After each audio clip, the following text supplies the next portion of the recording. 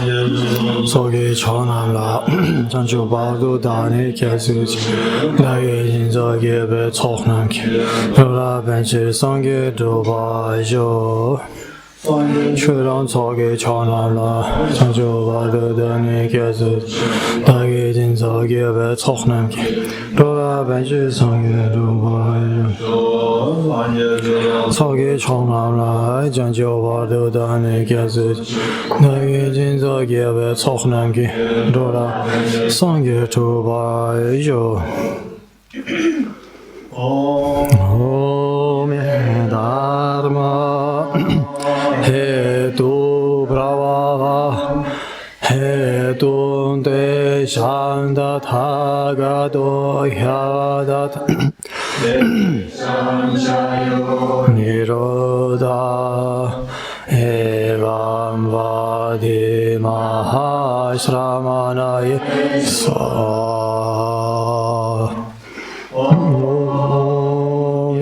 Dharma Hetu Prabhava Hetum Te Shana Thagado Hyavadat Te Shanjayo Nirodha Evam Vadi Mahashramanaya Swaha.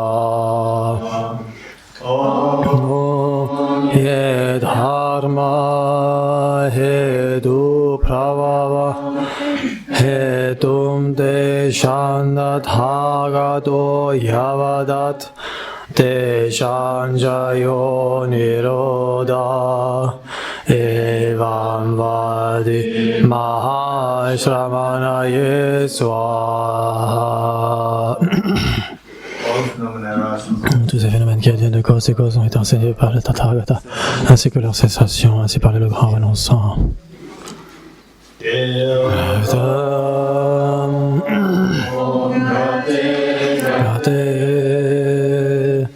Paragate Parasamgate Bodhiswaha Tadyata Om Gate Gate Paragate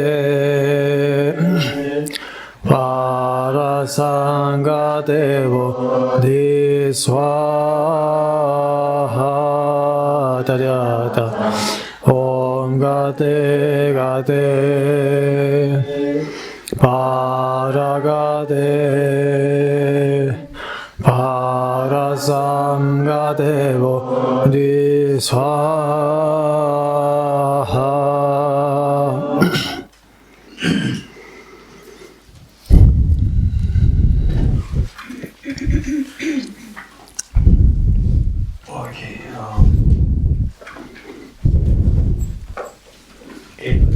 Les 8 strophes de l'audion de Geshe Langje Tamba.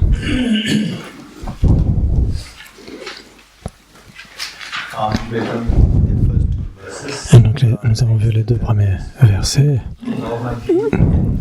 Ensuite le numéro 3, vigilant dès qu'une émotion perturbatrice s'élève dans mon esprit, mettant en danger les autres moi-même, je l'affronterai et m'en détournerai sans tarder.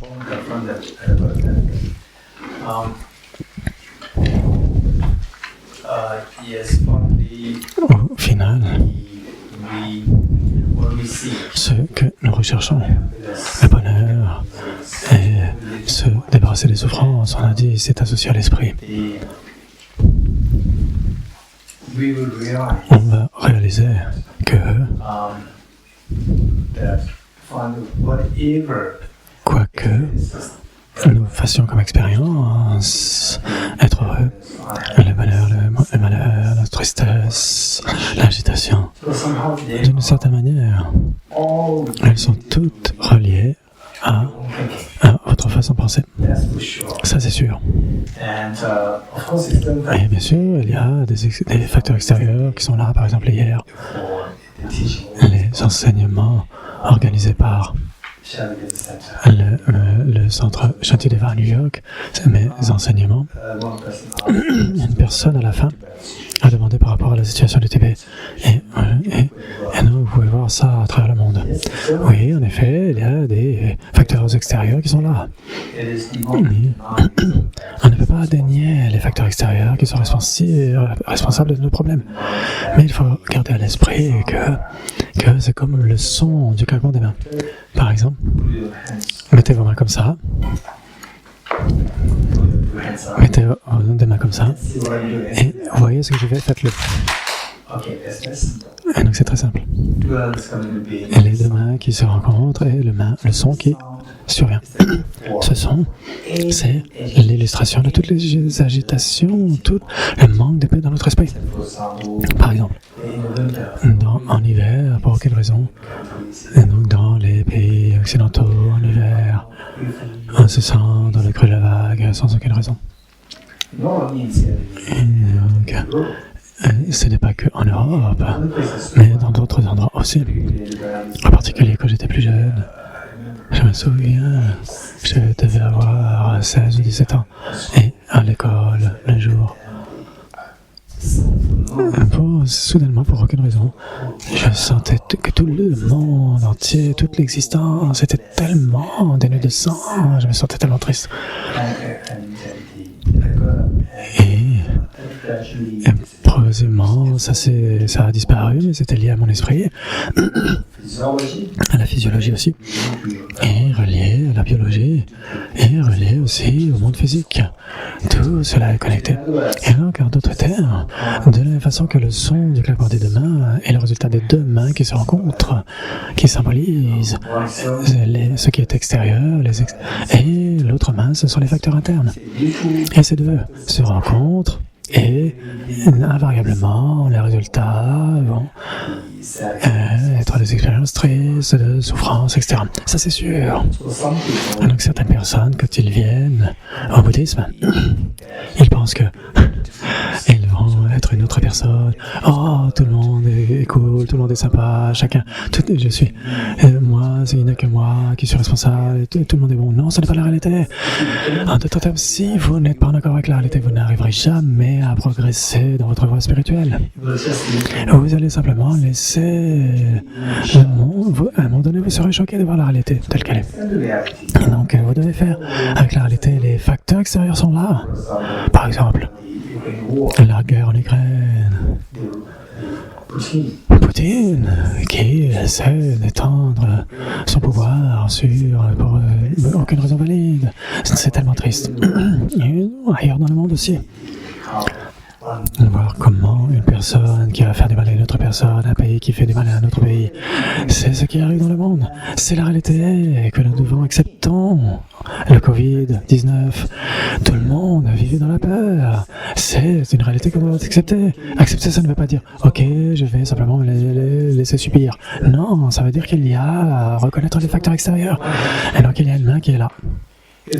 Si il n'y a pas de facteur interne, les facteurs extérieurs sont là, mais il n'y a pas de son.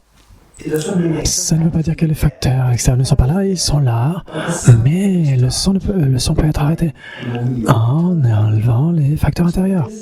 C'est le bon. Le dharma, ce n'est pas voir, c'est de se dire que les facteurs extérieurs n'existent pas, que le monde tout entier est magnifique. Non, ce n'est pas la réalité. Le dharma, c'est de reconnaître la réalité telle qu'elle est et que vos agitations vont s'éliminer. Votre esprit, votre bonheur doit se développer, c'est le but du dharma. N'allez pas négliger les facteurs extérieurs de la réalité. Ils sont là, les facteurs extérieurs et les facteurs intérieurs. Ils viennent ensemble et invariablement, les souffrances vont être générées. Et donc, en bref, ce que je dis, c'est que toutes les expériences d'agitation à l'intérieur de nous, au sein de vous, au sein de moi, n'importe quelle agitation doit nécessairement prendre place parce qu'il y a les facteurs extérieurs et les facteurs internes. Et les facteurs internes, personne ne peut être blâmé autre que votre égocentrisme et votre saisie ignorante. C'est ça qui est responsable, c'est sûr. Et si ces deux n'étaient pas là, les facteurs extérieurs peuvent aussi être aussi forts que possible, il n'y a pas de son. Le son va immédiatement se stopper. Le Bouddha est apparu, le Jésus-Christ est apparu, Ram est apparu, Rahula, Zoroastre, tout, et Mahomet. Et tous ces grands enseignants sont apparus, mais ils ne pouvaient pas éliminer les facteurs extérieurs. Ils sont venus pas pour éliminer les facteurs externes, mais pour nous aider à éliminer les facteurs internes. Et entre-temps, cela ne veut pas dire qu'il ne faille pas se focaliser sur les facteurs extérieurs. Et ce n'est pas la connotation de ne se focaliser que sur l'esprit. Essayez bien sûr de vous éloigner des facteurs extérieurs. S'il y a le Covid, mettez un masque, etc. en société. Et faites en sorte de laver les mains. Toutes ces choses, vous devez faire attention à cela. De la même façon, dans certains endroits, je ne sais pas. Et donc, par exemple à Paris, est-ce qu'à Paris c'est sécure ou ça dépend des endroits par rapport au Covid. Et donc il y a des endroits où dans le voisinage, et donc c'est assez effrayant. Et donc je vais dire, j'ai vu à Kalachakra qu'il n'y avait que les facteurs internes, que je peux pas. Non, c'est très peu sage. Et nous devons connaître la réalité. Quels sont les facteurs extérieurs? Nous devons connaître les facteurs extérieurs qui sont là. Et essayer de prendre de la distance par rapport, autant que vous pouvez, par rapport à ces facteurs externes. C'est si important. Entre-temps, n'espérez pas qu'en éliminant les facteurs extérieurs, vous les enlevez, et que je ne travaille pas à l'intérieur, je ne me développe pas à l'intérieur, et que le son s'arrêtera. On peut imaginer cela, mais cela n'arrivera jamais. Pourquoi? Parce que les facteurs extérieurs, vous ne pouvez pas jamais les enlever tous ensemble. Les facteurs extérieurs. Combien de facteurs extérieurs il y a? Innombrables, ils sont là. Ils sont innombrables, ces facteurs extérieurs qui sont là. Mais ça veut dire que vous n'allez pas travailler dessus. Vous pouvez faire de votre mieux pour vous éloigner de ces facteurs extérieurs négatifs autant que vous pouvez. Et donc parfois, même si vous faites de votre mieux, les problèmes vont survenir parce que les facteurs extérieurs, en numéro 1, vous ne pouvez pas les supprimer totalement. Et ce que nous appelons les facteurs appropriés, les facteurs propices. Et donc en général, l'exemple que je donne, c'est que si vous n'avez pas de maison, vous vous dites j'aimerais avoir une maison. Si vous avez une maison, vous pensez, mais les personnes qui n'ont pas de maison, elles sont tellement chanceuses et n'ont pas besoin de faire des travaux dans la maison, n'ont pas besoin de payer les taxes. Et elles n'ont pas besoin de s'inquiéter si la maison part en fumée. Elles n'ont pas besoin de s'inquiéter pour cela. Et si vous avez une grande maison, et une personne qui a une petite maison, il veut avoir une grande maison. Et si une personne qui a une grande maison veut avoir une petite maison. Petite maison, il faut la tenir, c'est tellement cher. Vous devez engager des gens, une fois que vous les avez engagés, les gens qui travaillent, etc.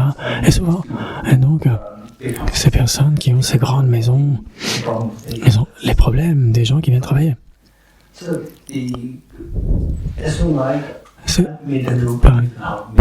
Par exemple, c'est comme si... Et donc ils se mettent dans une grande maison, ils se plaignent. Par exemple, je ne sais pas, par rapport à vous qui êtes là, quand vous vivez par vous-même, je me sens tout seul. Et quand vous êtes avec les gens, je n'ai pas de vie privée. C'est ce qui arrive. Et il n'y a pas de choix.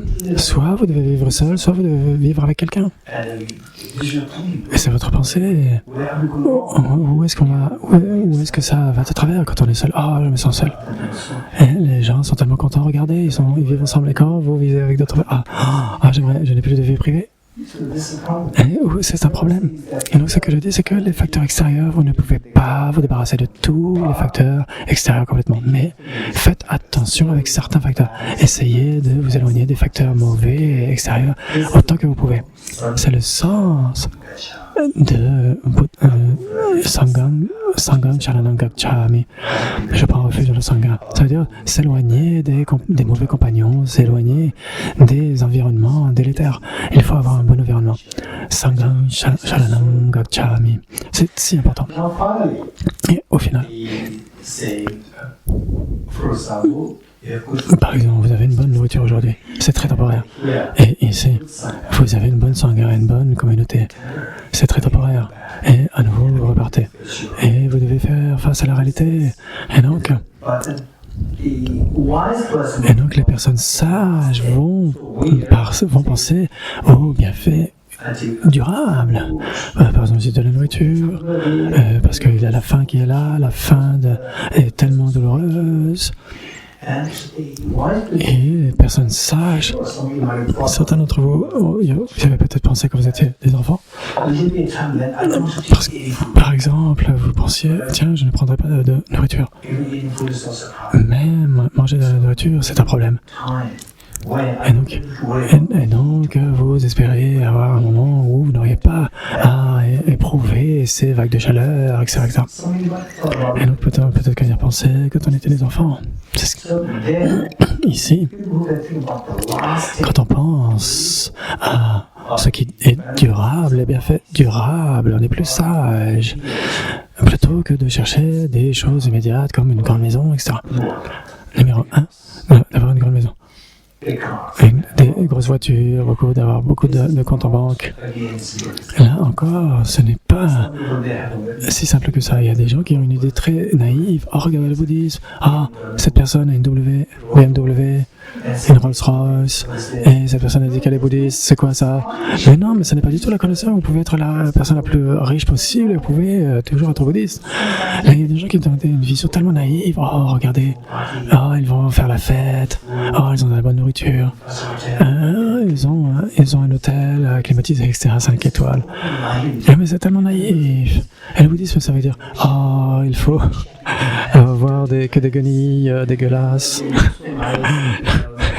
Et les garçons, les filles qui mettent des bijoux, etc., des parfums, etc. Et quand ils viennent au bouddhisme, ils éliminent toutes les... Et donc ils s'habillent avec des guenilles. Ils vont à la cuisine, les meufs sont sales et ils s'essuient avec leur t-shirt. Ils pensent que c'est ça le bouddhisme. C'est totalement naïf. Et il n'y a pas de contradiction d'avoir de la bonne nourriture, d'avoir une bonne maison. Et en particulier, ce Saint Dalai Lama était tellement pratique. Vivez votre vie de manière très claire et ayez beaucoup de réussite. Si vous êtes un marchand, si vous êtes ne trompez pas les autres, n'exploitez pas les autres. Mais soyez très dans la réussite. Si vous avez un boulot, oui, tiens, ça c'est mon monde. Je l'ai fait, j'ai entrepris cela. Et tous ces employés, ils sont contents d'avoir ce boulot. Faites en sorte qu'ils soient fiers de vous. Et puis les gens vont dire, ah, mais qu'est-ce que c'est? Ah, mais elle suit le bouddhisme, et elle est pourtant très riche. Et nous aussi, on va être comme ça. Et donc, souvent, je dis aux gens, par exemple, quand j'encourage les gens à être végétariens, je ne force jamais personne à être végétarien, mais j'encourage les gens. J'encourage les gens. Je me réjouis que les gens soient végétariens. Et donc, par exemple, quand les gens deviennent végétariens, je dis souvent aux gens,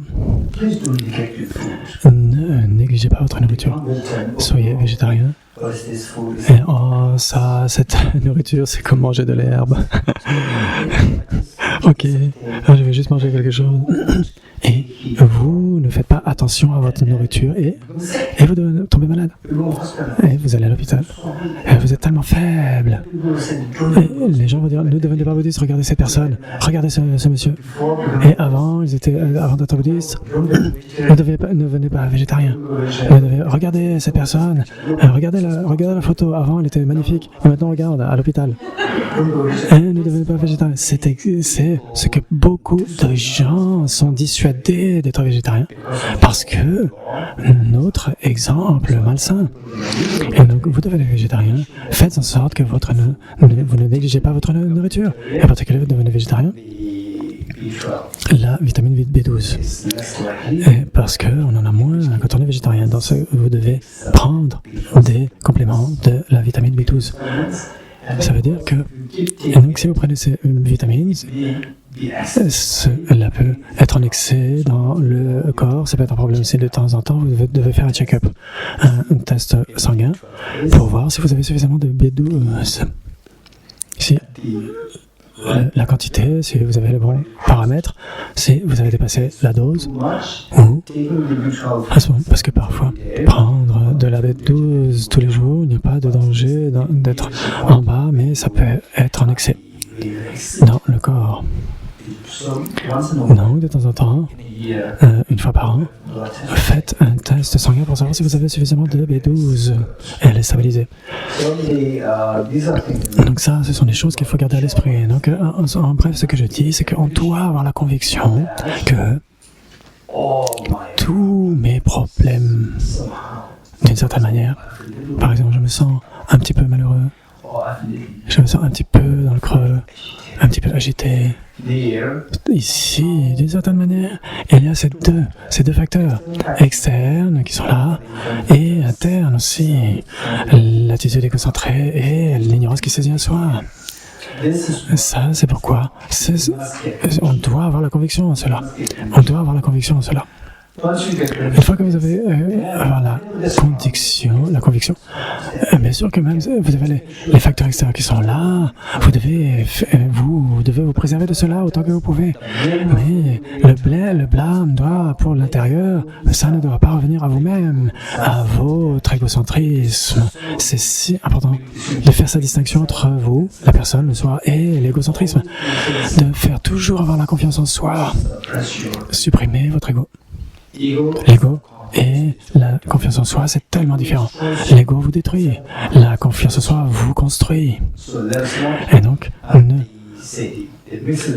mélangeons pas les deux et faisons en sorte que grâce à la pratique de l'entraînement de l'esprit, nous développions notre confiance en soi et supprimons notre ego. C'est très important. Et avec cela, l'esprit, le point numéro 3, la strophe numéro 3, vigilant dès qu'une émotion perturbatrice s'élève dans mon esprit, mettant en danger les autres, je l'affronterai et m'en détournerai sans tarder. Et donc il manque dans toutes mes activités, dans la strophe, dans la traduction. Et donc je n'ai pas. Et donc quand on a des problèmes, ce sont des dangers. Ce sont des menaces qui sont attirées par les deux types de facteurs externes et internes. Mais ce que vous devriez pouvoir identifier les facteurs internes. Et c'est toujours dans votre main. Vous vous débarrassez de cela et vous pouvez les encourager. C'est dans votre main. Et donc les facteurs internes, si vous regardez à l'intérieur, vous avez l'ignorance et l'égocentrisme qui sont là, et ça deviennent ensemble, et vous avez l'application mentale inappropriée, et les afflictions grossières, l'attachement, la colère, et toutes souffrances surviennent, et les karmas négatifs surviennent, et qui engendrent toutes ces souffrances. Et donc, c'est pourquoi nous devrions identifier ces facteurs internes dans toutes mes activités. C'est ce qui manque ici dans la strophe. Quoi que je fasse, je serai vigilant et d'essayer d'observer votre esprit. Et donc la plus grande des pratiques du Dharma, c'est d'observer votre esprit. D'observer votre esprit. Quoi que vous fassiez quand vous parlez à quelqu'un d'autre, quand vous n'êtes pas très heureux, triste, ou quand vous vous sentez un petit peu exagéré à l'intérieur, oh je suis quelqu'un. Et donc essayez d'apprendre à observer l'esprit, de voir comment l'esprit se conduit, et pour voir si c'est de la confiance en soi ou plutôt si c'est de l'ego. On devrait pouvoir observer cela. Et sur la base de cela, si vous apprenez à observer votre esprit, vous commencez à voir où est-ce que vous en êtes, ou comment est-ce que les afflictions, les émotions qui vont se transformer en afflictions vont être générées, et comment vous allez le voir d'une manière très merveilleuse. Vous allez observer votre esprit en toute situation. Dans toutes mes activités vigilantes, j'observerai mon esprit. Et dès qu'une affliction surviendra dans mon esprit,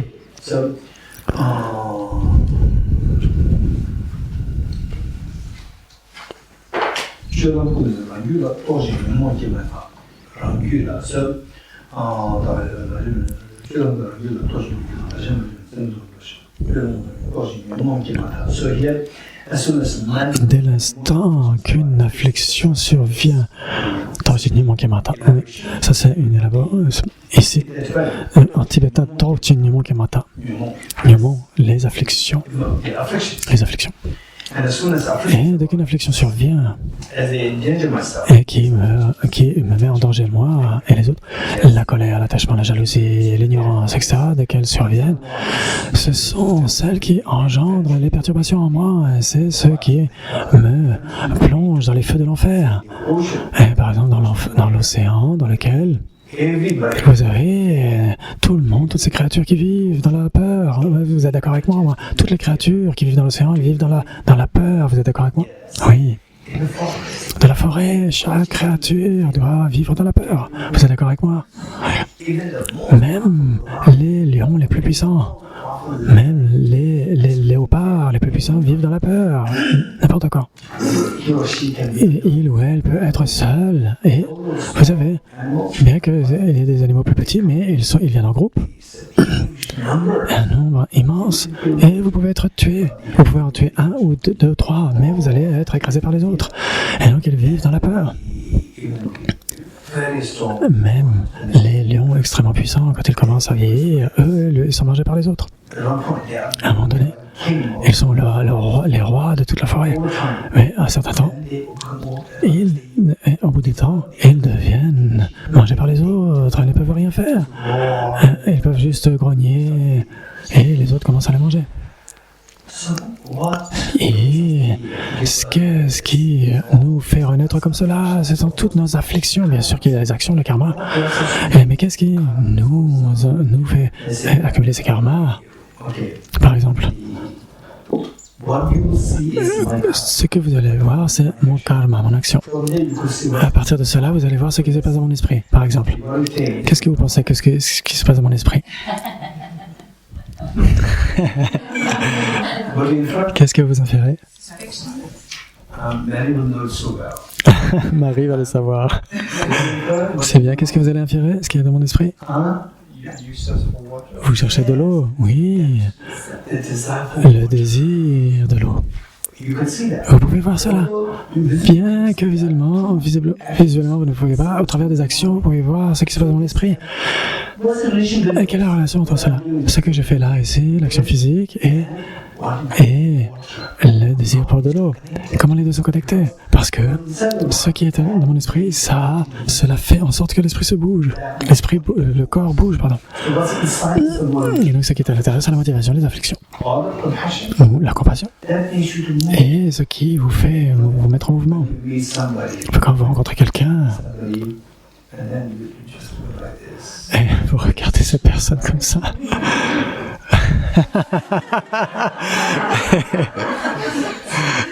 Ou vous regardez simplement la personne, vous pouvez voir la souffrance de la personne, et vous ressentez, je suis là pour toi. Et non, pourquoi est-ce que tu devrais t'inquiéter? Je suis là, pourquoi? Je suis là pour toi, n'est-ce pas? Simplement par les expressions faciales, la personne peut fondre en larmes parce qu'elle verra l'amour. Et donc juste l'apparence montre ce qu'il y a à l'intérieur. Avec cela, les karmas qui sont engendrés par les karmas négatifs sont générés par les afflictions.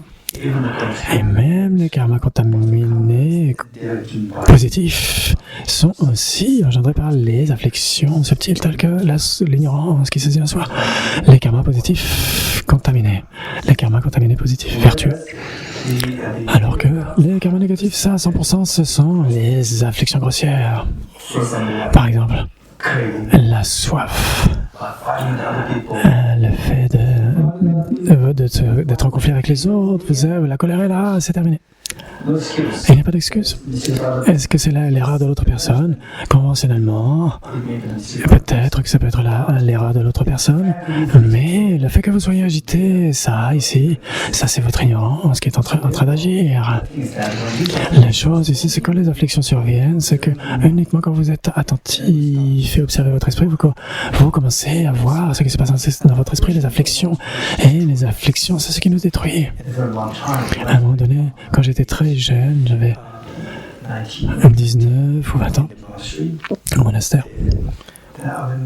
Et j'avais Rinpoche qui était mon enseignant et qui était un retraitant de toute sa vie, et un ermite. Et quand j'étais jeune et naïf, je disais, oh, le dharma, ça veut dire, pratiquer le dharma, ça veut dire, il faut avoir des difficultés physiques. Et j'avais mentionné ça à Rinpoche. Et il avait dit, mais la chose la plus difficile pour nous, c'est de combattre nos afflictions. C'est ce qu'il a dit. Et regardez ce jeune garçon naïf que j'étais. Ah, mais c'est quoi les afflictions? Les afflictions, c'est juste mental, vous pouvez les enlever facilement. Alors que les difficultés physiques, c'est beaucoup plus difficile. Par exemple, la faim et tout. Soyez affamé pendant plusieurs jours ou assoiffé pendant plusieurs jours et vous faites des prosternations. Et en particulier les prosternations en hiver où il fait tellement froid, terriblement froid, et vous avez les mains par terre, etc. Et ça, c'est difficile. Et Rinpoche a dit, non, combattre ces afflictions, c'est difficile. Et par la suite, sa sainteté avait partagé une anecdote d'un enseignant et pratiquant qui disait que il était en prison dans les prisons chinoises pendant quelques années. Et il a rapporté cela à sa sainteté ensuite quand il a échappé de cette prison. Il a quitté la prison. Et il avait dit de conquérir les afflictions, c'est beaucoup plus difficile que de rester dans une prison chinoise. Comment les afflictions nous torturent. Comment les afflictions nous font du mal, nos propres afflictions. C'est bien plus difficile que d'expérimenter les tortures des gardiens de prison chinois. En d'autres termes, pour traiter avec nos afflictions, c'est beaucoup plus difficile. C'est ce qui est indiqué ici, ce qui est mentionné là, dans toutes mes activités, dans quoi qu'on fasse, c'est ça qu'il faut rajouter dans le verset. Quoi qu'on fasse, toute action que nous faisons, j'observerai mon esprit.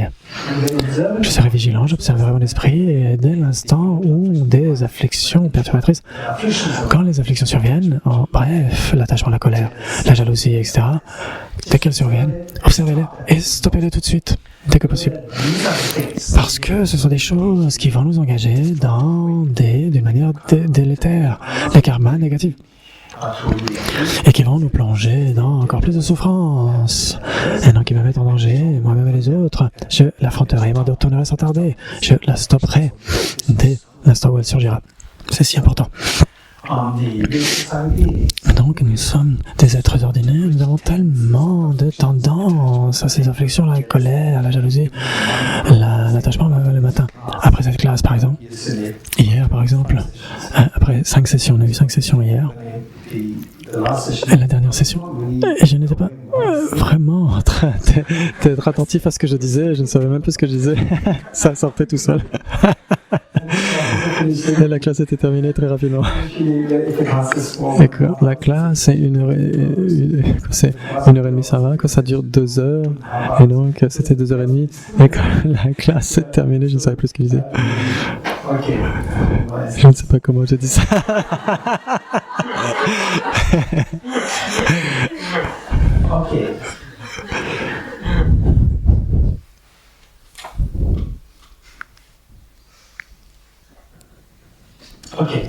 Et donc ce que je dis, c'est que on est tellement dans ces tendances, on a tellement une richesse de tendances, pas uniquement nous tous. Et donc après 1 heure de classe, après on va prendre une tasse de thé, par exemple. c'est ce que vous trouvez qu'elle a de la valeur. Après 1 heure de classe, vous aimez avoir, c'est très rafraîchissant, n'est-ce pas? Oui, et on se relaxe. On va autour du stupa, autour du petit lac. Et donc on s'assied, on est tranquille. Et là, donc observez. Est-ce que je fais c'est du dharma ou c'est du non-dharma? Observez cela. Vous comprenez? Maintenant je suis tellement heureux. Je suis tellement heureux. Est-ce que c'est de l'attachement qui vient ou pas? Observez cela. Observez. C'est si important. Conventionnellement, il n'y a rien de mauvais à cela. C'est magnifique. Mais on devrait observer cela. Observez votre esprit et voyez qu'il y a de l'attachement ou pas. Si quelqu'un dit « Eh, Vénère Mugensen, viens !» Et tout de suite, tu dois aller là-bas. Ou est-ce que tu te dis « Ah, mais pourquoi est-ce qu'on vient perturber ma paix? On est attaché à la paix. » C'est comme ça, on devrait observer notre esprit tellement bien. Et en l'observant, vous voyez les aspects grossiers. Et puis vous commencez à voir les niveaux les plus subtils, de plus en plus subtils. C'est magnifique. Et avec cela, nos agitations surviennent, la tristesse survient quand n'importe quel type de malaise vient en vous. Vous pouvez voir instantanément, ok, ça c'est l'ignorance qui se dit, tiens, c'est l'égocentricité qui est en train de venir. Pour l'ignorance, vous devez avoir une certaine réalisation de la vacuité. Sans la réalisation de la vacuité, sans comprendre ce qu'est la vacuité, d'essayer d'identifier l'ignorance qui se dit en soi, qui vient en vous, c'est très difficile à identifier, mais l'égocentrisme, ça par contre c'est relativement plus facile. Cela ne demande pas la sagesse de la vacuité, vous pouvez la ressentir si vous apprenez comment observer votre esprit correctement. 4. Quand je vois des êtres naturels méchants, et maintenant la chose c'est que comment est-ce que ces afflictions surviennent en vous en général?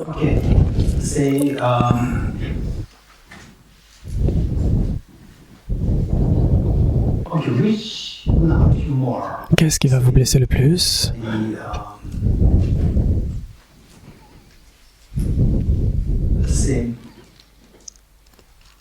Par exemple, un chien vient vous aboyer après vous, à une certaine distance, il arrive vers vous, et donc il vient aboyer.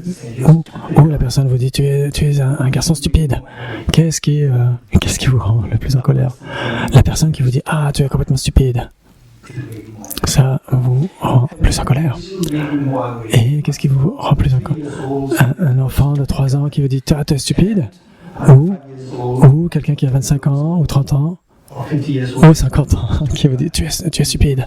Qu'est-ce qui vous remet le plus en colère? Bien sûr l'adulte, n'est-ce pas? Et donc on voit que souvent, si ce n'est pas 80%, au moins 70% de nos afflictions, elles sont associées à des êtres humains. 70%. Et donc, qu'est-ce qui génère ces afflictions? 70% de la majorité, ce sont les êtres humains. Par exemple, quand quelqu'un est très jaloux vis-à-vis de vous, ou quelqu'un n'est pas content avec vous, ou par exemple, vous avez tout nettoyé et votre voisin vient mettre ses poubelles juste devant votre la barrière entre vous et lui met toutes ces ça fait sale et qui met ça de l'autre côté, et donc vous vous sentez tellement mécontent vis-à-vis de cela. Ce qui génère ces afflictions. Comment est-ce qu'on peut traiter avec cela? Quand je vois des êtres d'un naturel méchant, d'un caractère déplaisant, on va dire, c'est comme ça que c'est traduit en anglais. Quelqu'un qui est très rude et qui est oppressé par de violentes négativités et d'intenses souffrances. Par exemple, parfois, on devrait être un petit peu attentif à cela. Par exemple, quand on rencontre votre mère, votre père, Ou les enfants, c'est plus facile. C'est pire quand les enfants se comportent d'une mauvaise manière avec les parents, surtout quand ils traversent des épreuves. Et vous êtes jeune, vous avez tellement de choses dans votre esprit. Je dois faire ceci, je dois faire cela, il faut que je fasse ceci et cela. Vous voulez avoir des aventures, et donc vos parents sont là, ils sont tellement malheureux, etc. Ils sont tellement malades, etc. Et eux, ils ne vont pas bien. Et vous vous dites, mais ça, c'est un fardeau pour moi, cela peut survenir, il faut faire très, très attention. Ou au final, le véritable fardeau, c'est l'attitude égocentrique. C'est ça, c'est le véritable fardeau. Le fardeau, ça veut dire quoi? Que vous ne pouvez pas faire ce que vous voulez. Vous n'êtes pas capable de prendre de la joie dans quoi que ce soit. C'est l'égocentrisme, c'est le véritable fardeau. Pas vos parents, pas quelqu'un d'autre. Ça, on devrait garder à l'esprit. Quand je vois des êtres qui sont d'un caractère déplaisant, qui sont oppressés par de violentes négativités et d'intenses souffrances, par exemple quand vous voyez des gens qui souffrent, vous pourriez ressentir sympathique, de l'empathie. Et la personne, elle vient encore et encore, et c'est le même problème à chaque fois, tous les jours. Elle vient vous voir tous les jours. Et vous vous dites ok, et puis vous commencez à voir cela comme un fardeau. Et par exemple, parfois, et donc c'est ce que je peux ressentir fortement. Vous avez par exemple une situation, où que ce soit, où vous avez un pays qui envahit un autre pays. Et puis les personnes sont obligées de s'exiler, de se réfugier ailleurs. Et les Tibétains, par exemple, plus de 100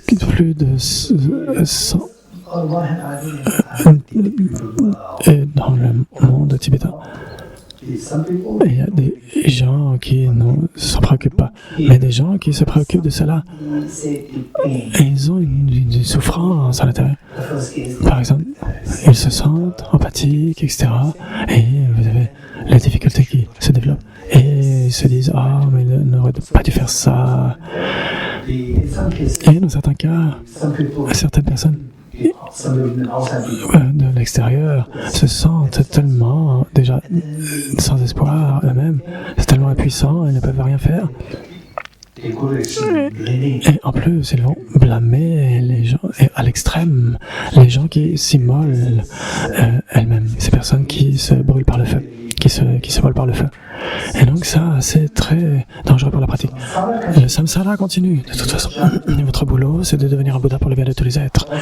Et tous les êtres, ça veut dire, tant que le samsara durera, je serai là pour aider. Et on devrait avoir ce courage-là. Et même si on ne peut rien faire, par exemple en Ukraine, dans la guerre en Ukraine, on ne peut rien faire, mais on peut au moins exprimer les choses dans les conversations. Ne pensez pas que ok, oh là là, ça. Non, il faut en parler. Même si cela n'aide pas véritablement, au moins vous pouvez en parler pour faire en sorte que vous soyez, quand vous avez une position, une opportunité de poser votre position, vous pouvez contribuer à quelque chose. Et donc vous devez développer ce courage de parler pour la vérité, de parler pour les personnes qui sont moins privilégiées, et en particulier quand le monde part dans tous les sens. Et donc, bien sûr, ça ne veut pas être nécessairement un activiste, tiens, je dois aller créer des problèmes aux personnes russes qui sont là, ici, etc. Non. C'est le système, c'est quelqu'un qui guide de travers tout un ensemble de gens.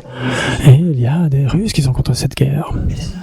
C'est là où nous sommes parfois très puérils, où on voit qu'il y a Poutine qui crée tout ce problème en Ukraine, et on est en colère vis-à-vis de tous les Russes, c'est totalement faux. C'est pour ça que le Dalai Lama a exprimé de manière très claire, on ne devrait pas avoir la moindre colère vis-à-vis des Chinois. C'est le système qui est mauvais, le système est totalement tordu. Et c'est certaines personnes qui ont l'opportunité, qui ont le privilège au top du système, c'est ça. Mais la plupart des personnes, non, ne savent même pas ce qui se passe, la réalité. Et donc, en d'autres termes, on devrait cultiver le courage de parler pour ces personnes, même si on ne peut rien faire d'autre, ça n'est pas grave. Au moins, on devrait désapprouver cette guerre. C'est tellement important. Quand je vois des êtres d'un caractère méchant, accablés par de violentes négativités et d'intenses souffrances, j'allais chérir ces êtres comme si j'avais trouvé un trésor précieux. C'est relié dans le contexte de la pratique de s'égaliser et de s'échanger soi-même avec autrui. On a parlé de la reconnaissance spéciale de la bonté d'autrui. La reconnaissance spéciale de la bonté d'autrui, c'est le point numéro 7. Numéro 7. La reconnaissance spéciale de la bonté d'autrui, où on voit que les êtres, surtout qui sont particulièrement qui sont négatifs dans leur façon de penser, très rude, etc. Et donc ce sont ces personnes qu'on appelle les personnes hostiles ou les ennemis, entre guillemets. Et donc, on devrait être capable de pratiquer le bodhicitta. Et on veut finalement devenir des Bouddhas. Et donc pour devenir des Bouddhas, on doit se débarrasser de cette attitude égocentrique. Et l'attitude égocentrique peut être éliminée uniquement quand on l'identifie d'abord. Il faut l'identifier. Et pour l'identifier, c'est si difficile. Et il n'y a que les personnes difficiles qui peuvent le faire, qui peuvent vous aider. Et donc c'est pourquoi elles sont si rares dans votre vie. Dites-moi, dans votre vie, par exemple, dans une journée, 365 jours, en général, est-ce qu'il y a quelqu'un qui a rencontré vraiment des gens très difficiles, très difficiles, très tordus? Par exemple, 200 jours sur 365. 200 jours, par exemple. Dans une 200 jours dans une année. Et par exemple, toute la journée, par exemple 12 heures par jour sur 24 heures. Parce que vous avez été en contact avec ces personnes difficiles. Plus de 12 heures par jour. Et sur la longueur de l'année, plus de 200 jours. C'est tellement peu la plupart du temps. Si vous êtes un prisonnier, par exemple, et le garde est terrible, à ce moment-là, oui, vous pouvez dire, oui, en effet, la plupart du temps, vous allez dire que vous êtes en contact avec de telles personnes. Mais en général, pour être très honnête, et ne soyons pas toujours négatifs, mais soyons optimistes et plutôt objectifs, de voir que la plupart du temps, sur 365 jours, en combien de jours j'ai vraiment rencontré des gens difficiles? Combien? Ça, c'est une chose. Et dans une journée, sur 24 heures, combien de temps j'ai passé avec une personne difficile? Dès l'instant où vous voyez cette personne, vous demande quelque chose, on ne peut pas vraiment rester une heure. En général, on ne peut pas tenir une heure. Vous allez fuir de toute façon. Sur 24 heures, la plupart du temps, si vous êtes avec une personne vraiment tordue, vous n'allez pas rester plus d'une heure ou deux. La plupart des 22 heures, vous êtes tout seul. Et donc l'opportunité pour moi de rencontrer ces personnes, c'est très très peu. Et ces personnes, si vous pouvez gérer les choses correctement, ces personnes sont des facteurs propices pour vous aider à obtenir l'éveil, le bonheur infini de l'éveil. Elles sont tellement rares.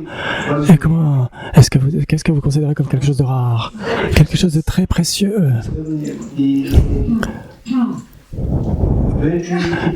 Et donc, qu'est-ce qu'on fait de ces stylos? On le met dans le coffre au trésor? Dans un coffre à la banque? Non? Et les joyaux, vous les mettez dehors ou dans le coffre? Dans le coffre. Parce que c'est extrêmement précieux, plus précieux que ce stylo. Ce stylo, on le laisse là, à l'extérieur, tout le monde peut le prendre. Ne le prenez pas. Si vous le prenez, ok. Les joyaux, non. Les joyaux, personne ne les verra. Vous ne les exposez pas au regard. Parce que c'est tellement précieux, ces personnes sont tellement précieuses, parce qu'elles ont la capacité de vous emmener vers l'éveil. Elles sont plus précieuses que les joyaux. Elles sont tellement précieuses. Ce n'est pas juste des histoires, vous pouvez le ressentir en pratiquant cela. puisse les chérir, ces êtres rares, comme si j'avais trouvé un trésor précieux.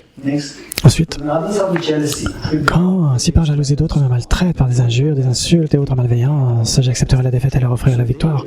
Et ici, il nous aide à identifier notre ignorance qui se dit un soir et l'égocentrisme. Il nous aide à identifier cela.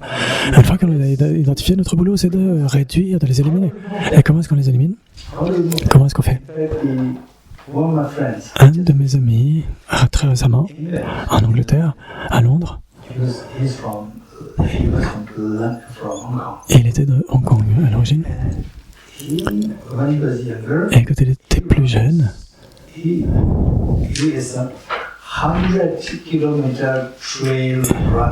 il faisait la course de 100 km. Donc ça prenait 2 ou 3 jours. 2 ou 3 jours. Et je disais, mais comment est-ce que tu peux faire cela? Et donc il n'est pas du tout dans ces trucs du Dharma, pas du tout. Et il a dit, mais tu dois pratiquer tous les jours. Tu dois pratiquer tous les jours. C'est ce qu'il a dit. Si tu pratiques, et toute l'année tu dois pratiquer. Toute l'année tu dois pratiquer. Et il a dit, pour certaines raisons, si on ne peut pas le faire au minimum 4 jours par semaine, et donc de le faire de manière constante, c'est uniquement comme ça qu'on peut ensuite prendre part à la course. Et 100 km de course. Et donc il faut pratiquer. On doit se mettre en action. Quand j'identifie, oh ok, ça c'est mes pensées négatives viennent vis-à-vis de ces personnes tordues, et donc que je l'identifie, je dois mettre en pratique comment remédier à cela, comment affaiblir cela. C'est un type d'action. Quel type d'action? Le point 5. Si par jalousie d'autres me maltraitent par des injures, des insultes, et quand par exemple quelqu'un vous abuse de vous, et qu'est-ce qu'on devrait faire? On doit d'abord identifier. Oui, la colère survient, mon ego est là, et blessé. Et on doit dire, par exemple, ok, je prends la défaite sur moi. Ça veut dire on reste silencieux, on ne réagit pas, on ne se laisse pas aller à la colère, on ne laisse pas demeurer calme, paisible, très confiant. Parfois c'est la question qui vient souvent à sa sainteté, qui est posée à sa sainteté, et donc les gens posent souvent cette question. Quand on devient compatissant, est-ce qu'on devrait se rendre, est-ce qu'on devrait tout accepter? Sa sainteté a dit non, non. Il y a beaucoup de gens qui viennent me voir aussi, qui me posent la même question. Comment est-ce qu'on devrait traiter avec cela? Et donc souvent ce que je dis, c'est qu'il y a 2 choses. Tout ce qui est mentionné ici, c'est pour nous aider, pour nous enseigner à ne pas se laisser aller à la colère. Quand vous réagissez par colère, ne le faites pas, ne réagissez pas. Ne vous rendez pas à la colère. Et non, je prendrai sur moi la défaite. Ça veut dire, ok, oh, tiens, cette personne est en train d'abuser de moi. Qu'est-ce que votre réaction? La colère. Et non, quand vous prenez la défaite, ça veut dire, sinon, en général, on répond. Sinon, on répond, on rétorque. Et si on ne le fait pas, ça veut dire qu'on se rend. Ça veut dire accepter la défaite. Donc, d'une manière superficielle, c'est accepter la défaite, mais intérieurement, c'est défaire votre colère. Vous défaites votre colère. Et elle s'atténue. Et j'offrirai la victoire aux autres. Des petites choses. Par exemple, dans l'avion, il atterrit. Et puis tout le monde se lève. Et puis vous êtes au début et quelqu'un prend votre place. Laissez-les aller. Laissez-les aller. Et vous acceptez cela, vous partez plus tard, ce n'est pas grave.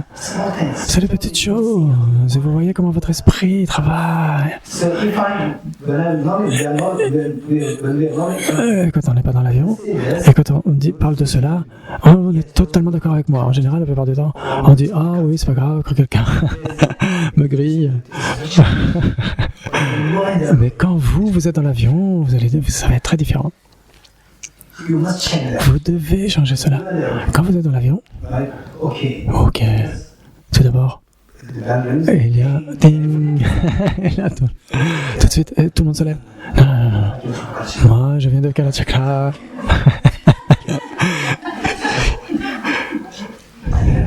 Je vais laisser les autres se lever d'abord et partir. Je vais leur offrir la victoire. Je vais prendre la défaite sur moi. Et c'est à vous de passer. Et quelqu'un vous grille. Et là, vous dites ok, ça va. Et là, il y a juste quelques personnes qui sont là. Et là, vous dites ah, mais là, ça fait trop. Et là, vous vous levez. Et il y a une personne qui se dépêche et qui vous grille aussi. Et là, vous allez le regarder comme ça. Oh, Kalachakra. Ok. Est-ce que je devrais rester le dernier? Observez cela dans votre esprit, comment votre esprit fonctionne. C'est très très tordu comment l'esprit travaille. Ça ne veut pas dire que vous devez toujours être le dernier, ce n'est pas la connotation. Ça ne veut pas dire que vous devez toujours, soyez très pragmatique. Parfois. En particulier quand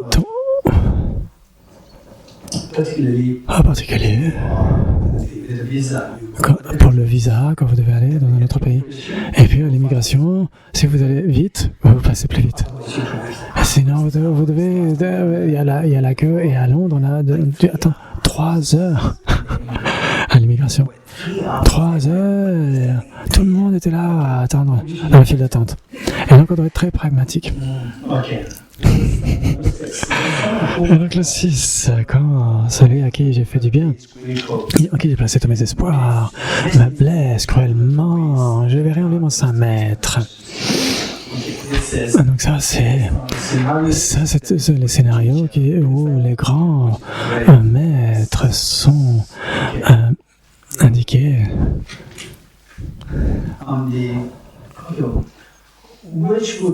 Qu'est-ce qui vous rendrait plus en colère? Par exemple, plus en colère, ça veut dire votre égocentrisme va être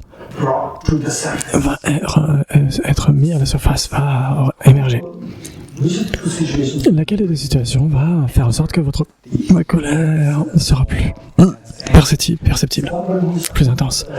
Quelqu'un qui est inconnu ou quelqu'un que vous connaissez et qui vous dit hey, toi fais attention. Ou quelqu'un que vous avez aidé tout le temps. Donc soit un inconnu, soit quelqu'un que vous avez aidé tout le temps et soudainement cette personne se retourne contre vous. Hey, toi fais attention. Et toi t'es comme vraiment une personne compliquée. Et donc dans quel cas vous allez être plus en colère? Soit une personne inconnue, soit la seconde personne. La seconde, moi, la deuxième. Donc si ce que nous avons appris jusqu'à maintenant, si n'importe qui a la capacité de générer plus de colère en nous, à ce moment-là, cette personne, c'est celle qui est capable de nous permettre d'identifier les niveaux subtils, l'attitude égocentrique. Et donc, toute personne qui nous aide à le faire, à identifier cet égocentrisme, vous voyez la maladie de votre esprit à l'intérieur, les niveaux subtils. Et vous pouvez les éliminer grâce à cela. Et donc, c'est comme ça qu'on devient un Bouddha. C'est la seule façon de devenir un Bouddha. Et donc, plus la personne est tordue, et plus cette personne a la capacité de vous aider à identifier votre maladie subtile, votre maladie mentale subtile. Plus elle vous aide à le faire, et plus elle vous permettra d'obtenir l'état de vous rapprocher de l'éveil. Et donc, qu'est-ce qu'on entend par saint maître? Quelqu'un qui vous aide à identifier, qui vous enseigne. Ce n'est pas correct. Ça, c'est correct. C'est ce qu'on appelle par un maître, un enseignant. Quelqu'un qui vous enseigne à aller vers l'éveil en vous aidant à identifier et à éliminer l'égocentrisme. Cette personne, c'est la meilleure des enseignants. C'est le meilleur des enseignants.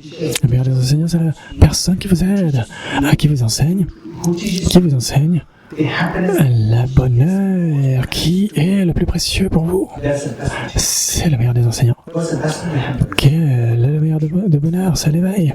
Qui est cette personne qui vous enseigne à aller vers cela? Ce sont les personnes les plus difficiles. Alors que la personne que vous...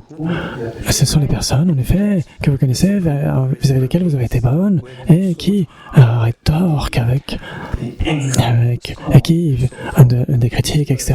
Et cette personne a le pouvoir spécial de vous permettre d'identifier cela.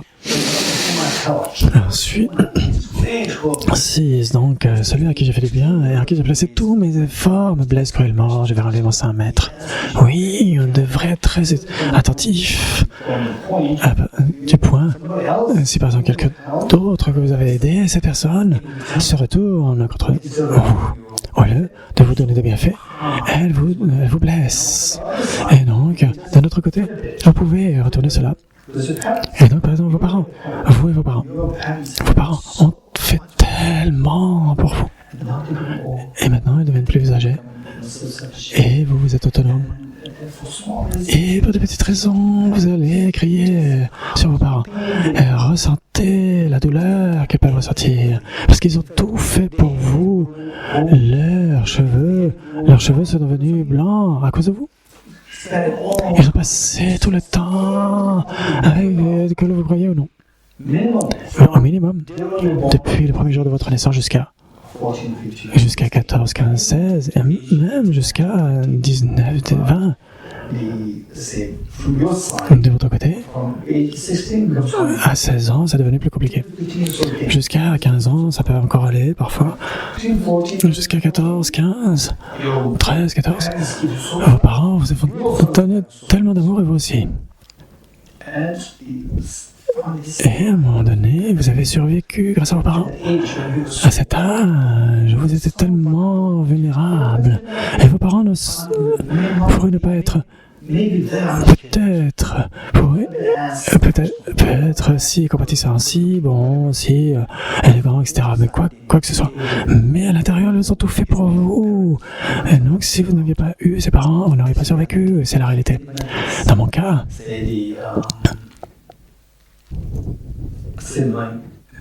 ma mère était totalement illettrée. Mais quand je pense à ma mère, bien sûr, je ne peux pas vraiment avoir beaucoup d'images parce que j'avais juste 5 ans quand elle est décédée. Les petits souvenirs, ça commence à partir maintenant. Mais j'imagine ma mère, mais je ne la voyais pas comme quelqu'un qui n'était pas éduqué. Je la voyais comme étant tellement aimante, c'est ce qui vient à mon esprit. Mon père était très peu éduqué. Et il a eu des difficultés immenses dans sa vie. Et quand je pense à lui, je vois son amour et son affection. Je ne vois pas les mauvais côtés. Parce que, pour moi, c'est comme ça que j'ai été élevé. Je suis devenu un être humain comme ça là. Et donc je suis devenu autonome grâce à mes parents. Et donc en particulier, quand on est vulnérable, il vous donne tellement d'amour et d'affection. Et quand vous devenez plus fort, et c'est à votre tour de redonner le bonheur. C'est votre boulot à vous. Et donc c'est si important ce que je dis maintenant, c'est que essayez de garder à l'esprit, vous mettez-vous dans les chaussures à la place de vos parents.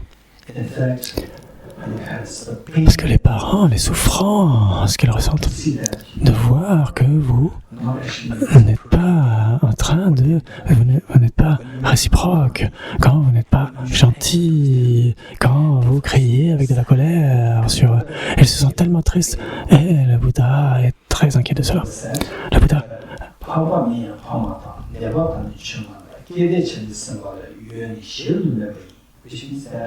Ce qui veut dire que si c'était un être éveillé, par exemple les Bouddhas, les Bodhisattvas, les Arhats, etc., bien sûr, vous accumulez des mérites, etc., donc c'est énorme les mérites. Mais même si quelqu'un n'est pas une personne éveillée, et si ce sont mes parents, la petite vertu que vous faites se multiplie d'une manière tellement énorme. Et les négativités que vous faites sont aussi énormes. Et donc on devrait être très très prudent, c'est ce que vous dites le Bouddha. Et si vous dites quelque chose de mauvais, vous avez une personne par rapport à vos parents, les parents vont se sentir tellement tristes. Parce que maintenant ils sont vulnérables. Et ils ne peuvent pas obtenir de l'affection de n'importe qui d'autre si ce n'est pas des enfants. Et les enfants, ils sont si rudes. Et donc c'est comme ça qu'on accumule tellement de karma négatif. Et le numéro 2, imaginez, mettez-vous à la place de vos parents, ressentez la douleur qu'ils éprouvent. C'est ce qu'on devrait garder à l'esprit. La strophe numéro 7. En bref, directement et indirectement, j'offrirai tout bienfait, tout bonheur à tous les êtres mes mères. En secret, je prendrai sur moi leurs actions nuisibles et leurs souffrances. Cette strophe ici, il y a deux choses. L'une, c'est la culture en tant que telle et renforcer cela. Et donc là, l'entraînement en tant que tel, on devrait être capable de ressentir les autres êtres comme étant nos anciennes mères, grâce à cette méthode septuple, où on essaie de ressentir l'amour et l'affection de nos parents. Et tous les êtres qui ont été nos mères. Et puis, l'égalisation et l'échange de soi avec autrui, l'amour devrait être ressenti. Quand vous ressentez cet amour, c'est cultiver cela. Et donc, vous avez ces deux méthodes. Quand vous cultivez cela, vous pouvez stabiliser, renforcer cela. Le numéro 7, c'est renforcer cela. L'amour et l'affection. Qui dit, en bref, directement et indirectement, j'offrirai tout bienfait, tout bonheur à tous les êtres mes mères. En secret, je voudrais sur moi. Et donc, vous devez avoir cette affection et renforcer et inébranlable. Et vous devez avoir cet engagement. Puissais-je offrir tout bonheur, tout bienfait, en anglais, puissais-je offrir. En tibétain,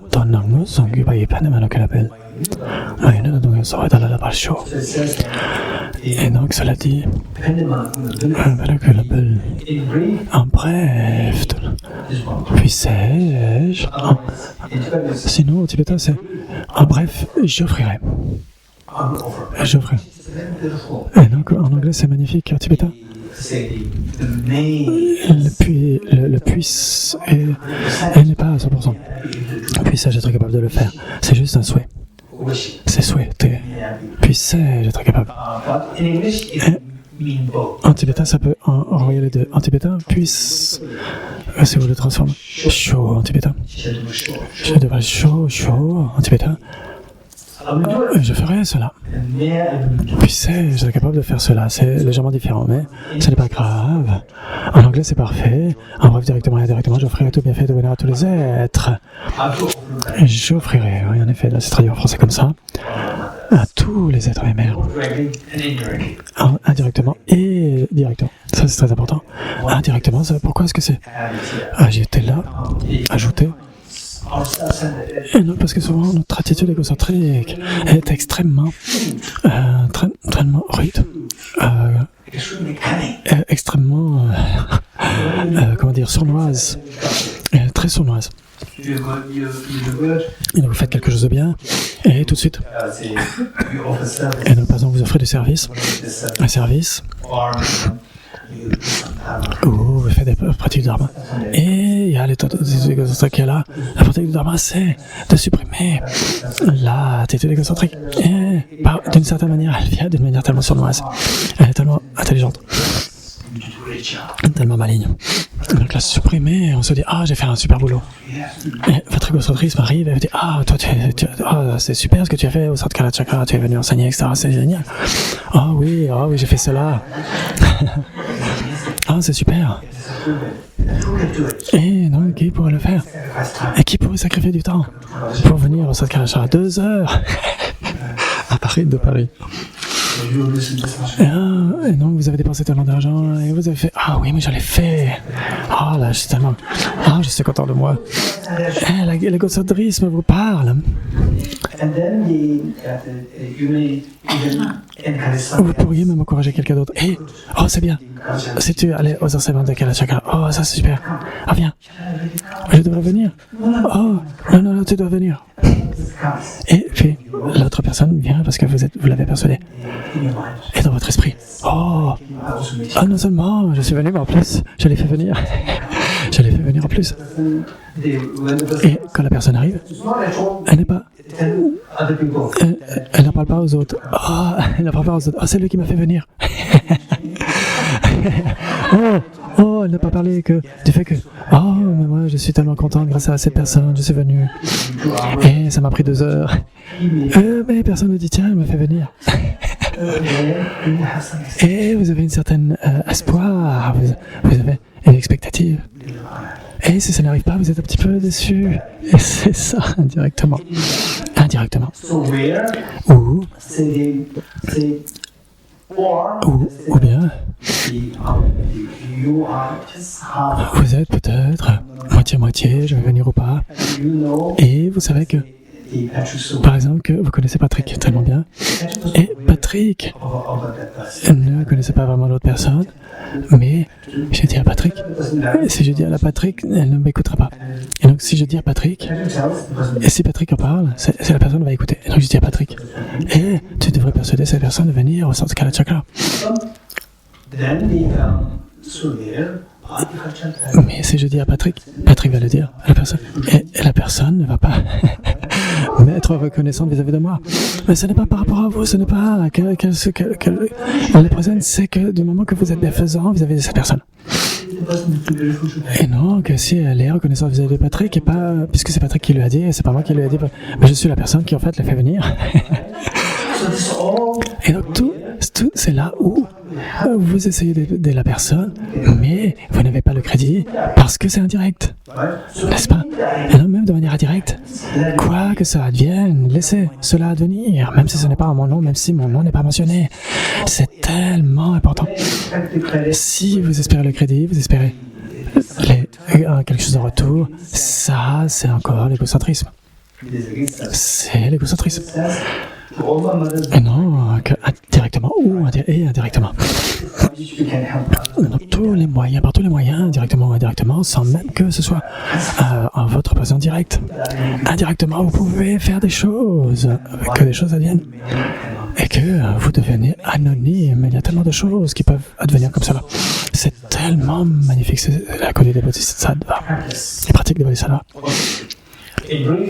Bref, directement et indirectement, je ferai tout bien fait, tout bonheur à tous les êtres, à mes mères. En secret, je prendrai sur moi leurs actions nuisibles, leurs souffrances. C'est là où, parce que quelqu'un d'autre, et donc, si quelqu'un a une perte, etc., vous êtes content de prendre cela, vous sans même que l'autre personne le sache. Et il y a une histoire, peut-être que certains d'entre vous l'avaient entendue. Il y avait une mère et un enfant et son fils. Et le fils se sent tellement embarrassé quand la mère vient le chercher à l'école parce que la mère, elle a perdu un œil. Et le fils se sent tellement embarrassé quand elle vient à l'école. Et il réagit vis-à-vis de sa mère. Et donc à l'école, quand elle arrive à l'école pour venir la voir, et donc il est embarrassé vis-à-vis des autres écoliers.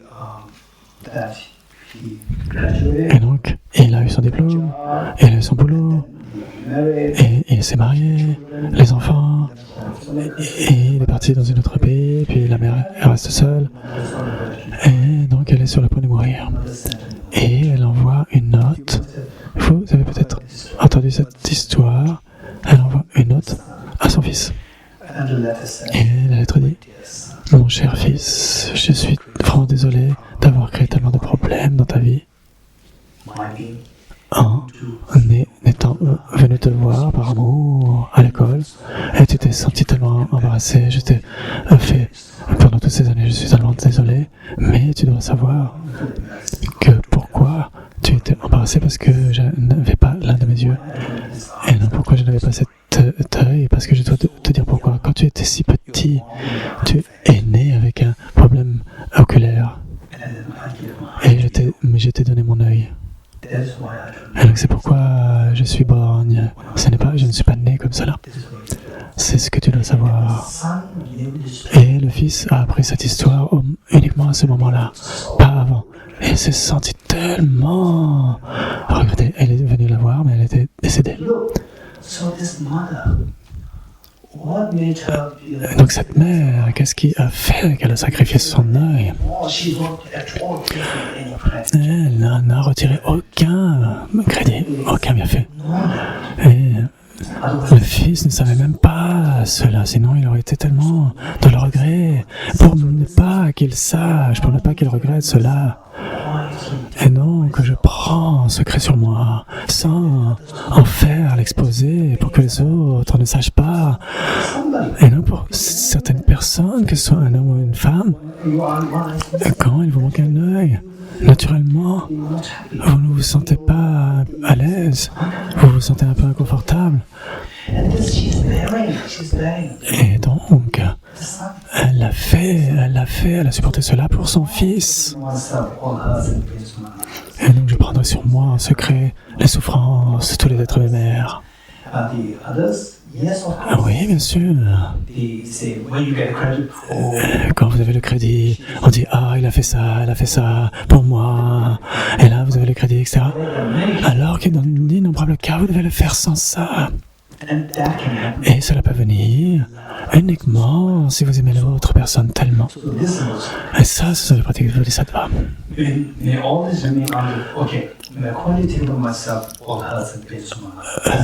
en secret, je porte sur moi les actions nuisibles et les souffrances, sans être contaminé par les souillures, des conceptions fausses, des préoccupations mondaines.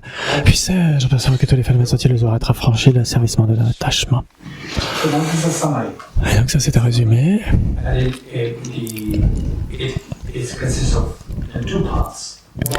Cela consiste en deux parties.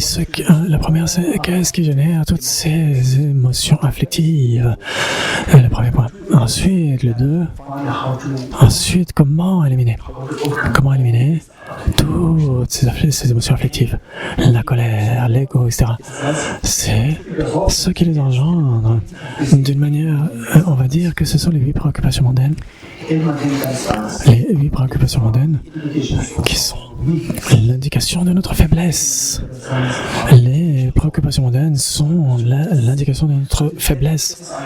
Et donc, vous voyez voir une chose, j'aimerais vraiment, j'admire énormément tous ces grands maîtres du passé combien ils étaient tellement capables de résumer les choses d'une manière très englobante. Les 8 préoccupations mondaines. Et donc, juste en parlant de ça, on voit comment les afflictions, comment elles entrent dans l'un ou l'autre de ces 8. Par exemple, c'est être excité, surexcité. Donc ça, c'est toujours 4 paires. 4 paires qui font 8. 4 paires qui font 8. La première paire, c'est être surexcité pour les gains matériels. Et démoralisé quand on perd ses gains matériels. Et donc, c'est les hauts et les bas. L'excitation émotionnelle d'avoir des biens matériels et être démoralisé quand on a une perte matérielle. En d'autres termes, quelqu'un vous fait un cadeau, vous êtes tellement excité, surexcité, que vous avez... On vous offre une accolade, etc. Vous êtes tellement excité alors que vous perdez quelque chose. Et là, vous vous sentez tellement dans le creux de la... Oh, je suis sans espoir, je suis tellement rejeté, etc. Et donc ça, c'est le premier ensemble des préoccupations mondaines.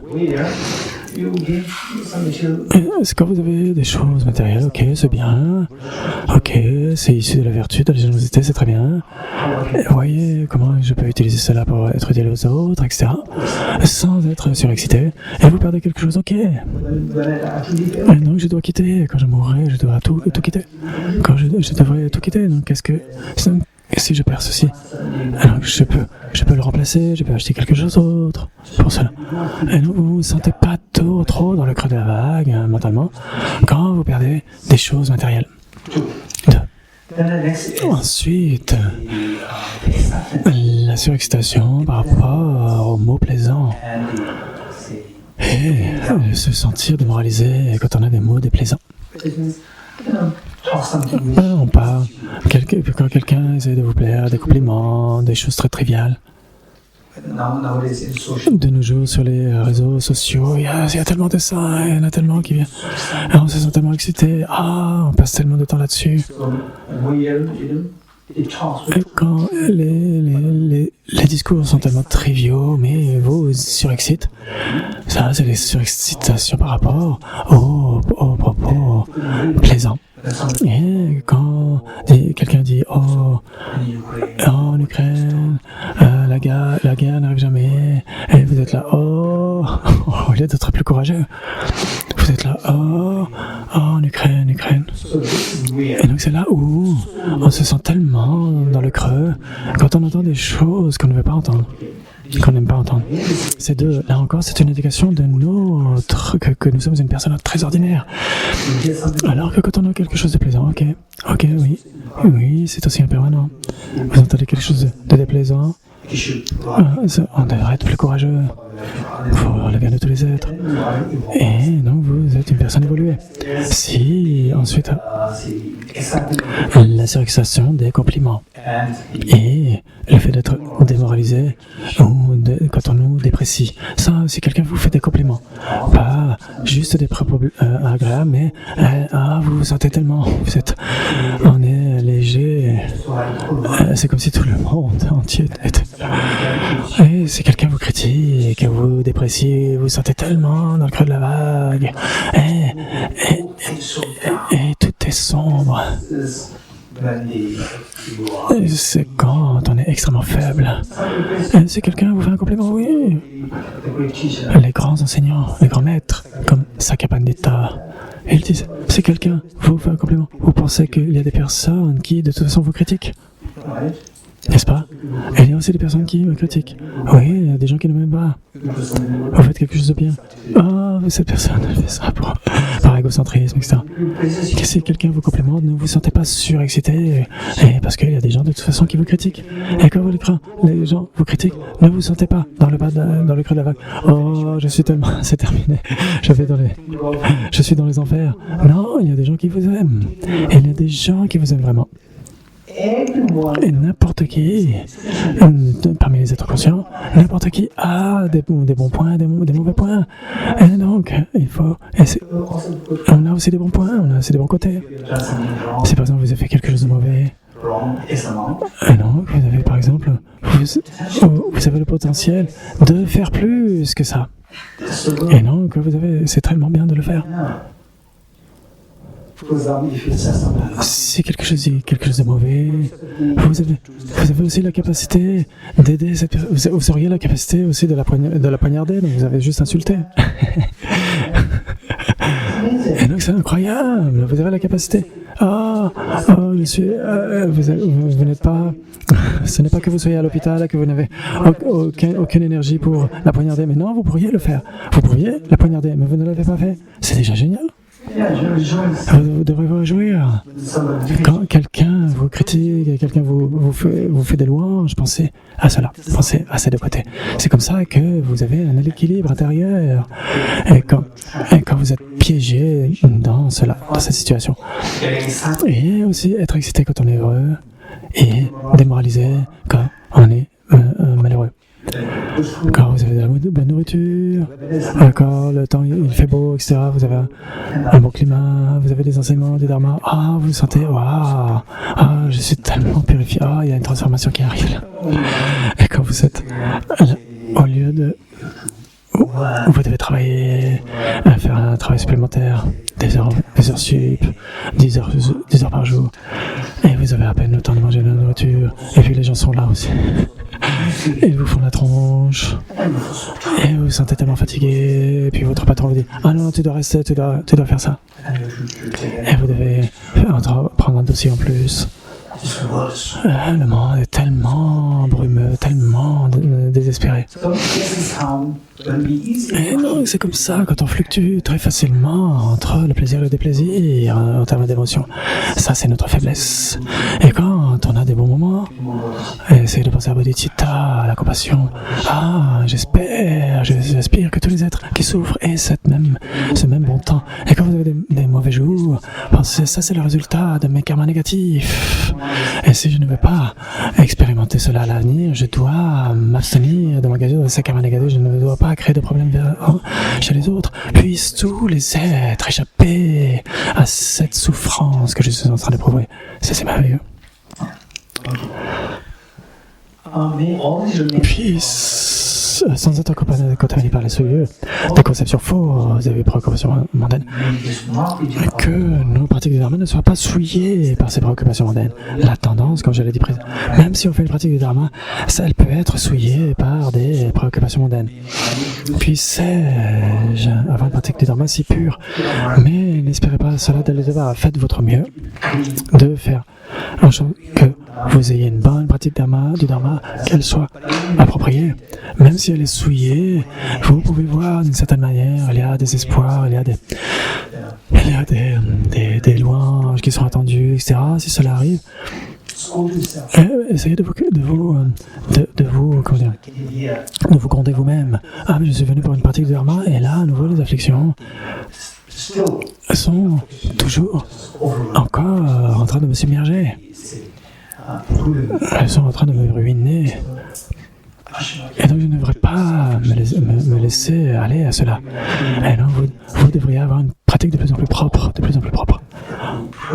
Et à ce moment-là, le progrès devrait survenir. N'espérez pas la perfection, mais le progrès devrait être là. Ensuite, j'aperçois que tous les phénomènes sont illusoires. Être affranchi de l'asservissement, de l'attachement. Et donc le point 8, la strophe 8, il y a les deux premières lignes. Après cela, c'est associé à la façon d'employer l'antidote aux afflictions. Et donc, jusqu'à maintenant, c'était par rapport à comment éliminer la puissance des afflictions en éliminant l'égocentrisme. Et là, c'est pour les déraciner, ces afflictions. Comment est-ce comment, par exemple, dans le rêve, on a de l'attachement par rapport à une super conversation ou un super des rayons de soleil, etc. Et où vous avez des souffrances dans le rêve. Comment est-ce que vous allez vous débarrasser de toutes ces préoccupations mondaines dans le rêve? Comment? À la racine, comment faire? Se réveiller, et la racine est tranchée. Et la racine est tranchée, ce n'est pas que dans le rêve, par exemple. Dans le rêve, vous allez avoir des super nouilles, des pâtes pour les enseignements. Après les enseignements, le pique-nique c'est demain. Imaginez, pendant votre rêve, vous rêvez qu'on va avoir le Kalachok venir avec Elisabeth et avec un pique-nique à midi.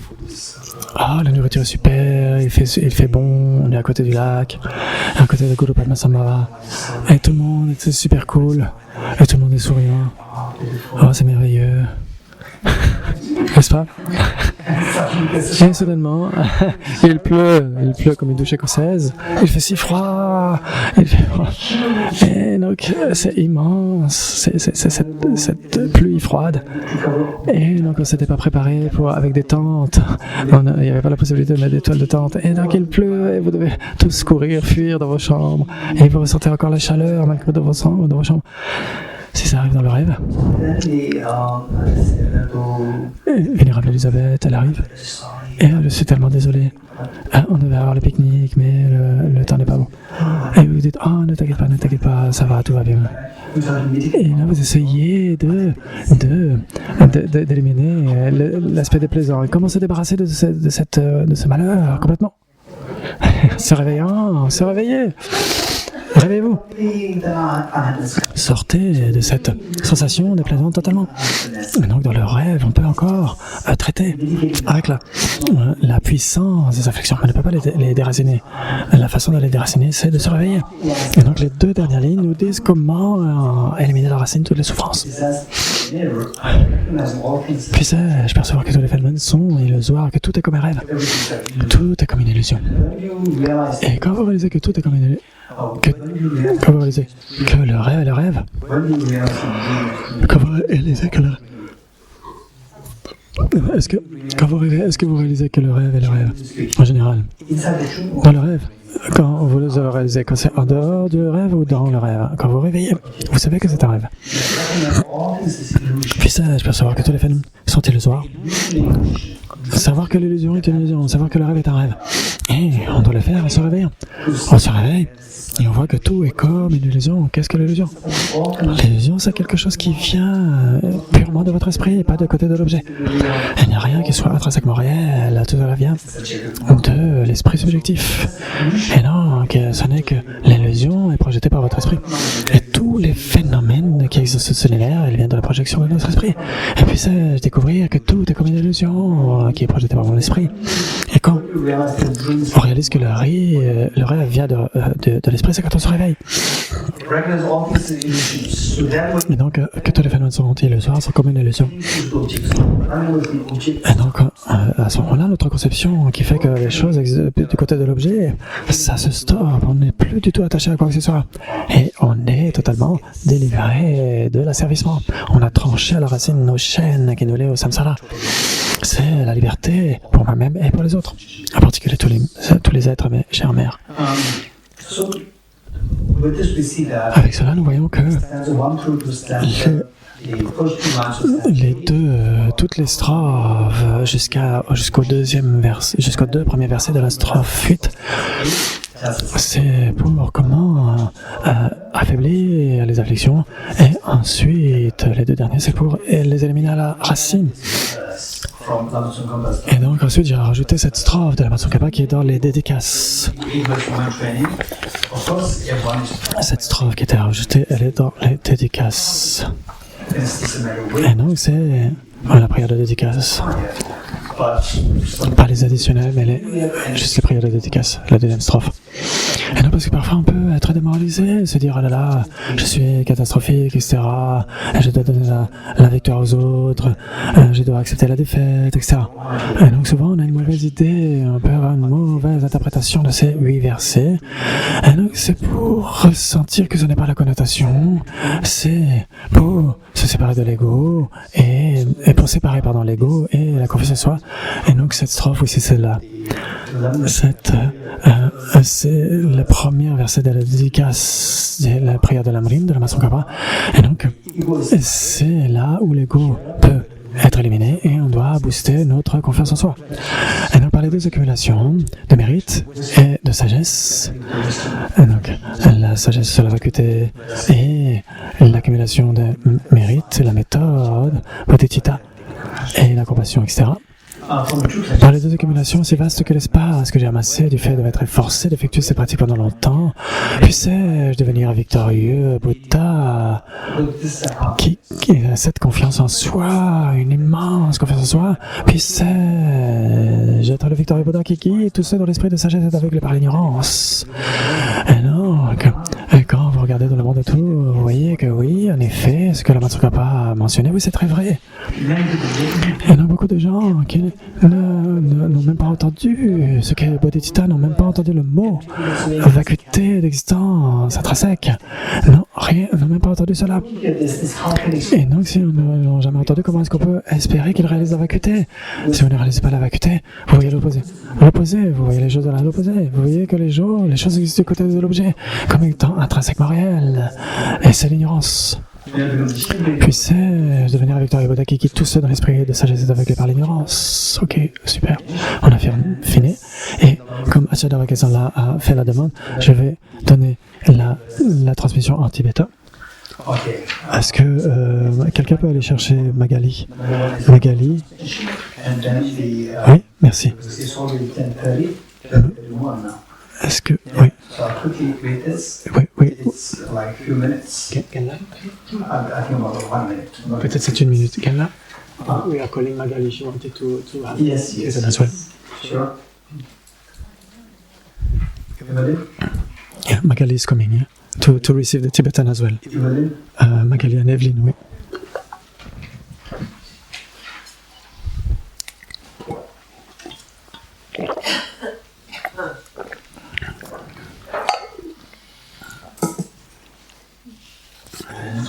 Patricia? I'm not sure. I'm not sure. Pablo, right? Pablo. Pablo. Pablo.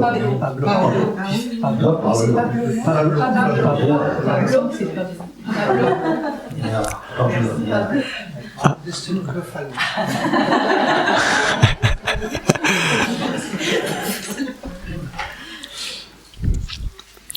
Mainly Magali wanted to have it. Yeah, yes. Okay, before we, Et donc avant que before we leave, donc, nous attendons. Ok, si vous avez des questions. yes. Je voudrais comprendre ou approfondir la différence entre donc, cet égocentrisme, c'est moi qui peut souvenir quand on fait quelque chose de bien, et le fait de se réjouir de quelque chose de bien qu'on a fait. So she would like to make a more clear distinction between this subtle self-centered attitude that can come sometimes when we practice dharma, and the fact to rejoice genuinely what we have done good, something like this. Okay. Oh, this is interesting. Ah, ça, c'est une question intéressante. Merci.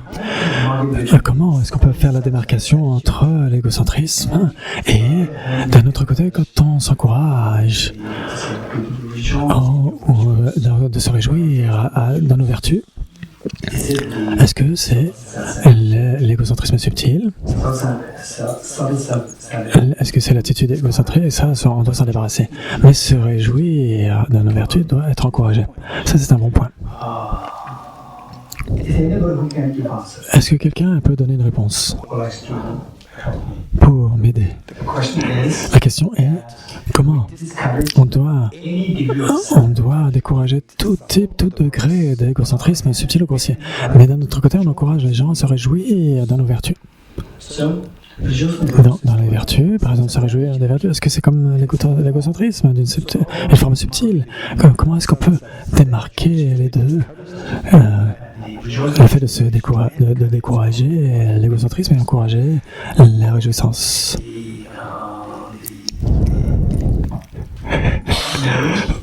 Marie-Christine? Je pense qu'on peut dédier tout de suite les rites que l'on est en train de continuer par nos vertus au bien de tous les êtres. Et on les renverse. So, quand on s'en réjouit. Oui, quand on s'en réjouit, on peut offrir tout de suite les vertus. We can offer on the spot all the virtues that we accumulated to all sentient beings.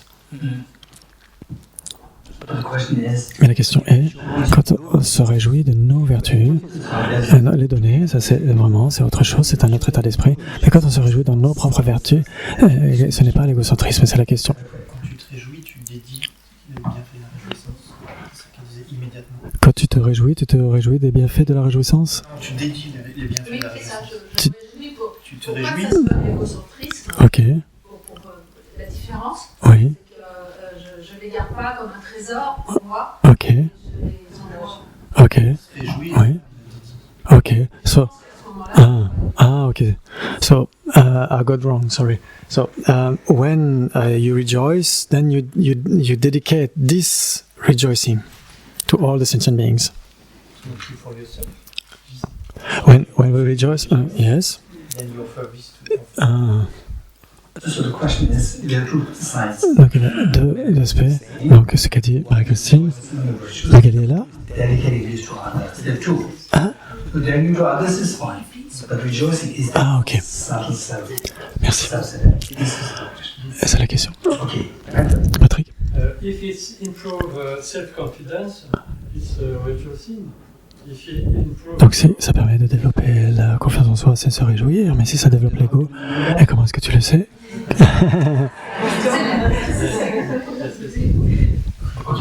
translate it. Yes,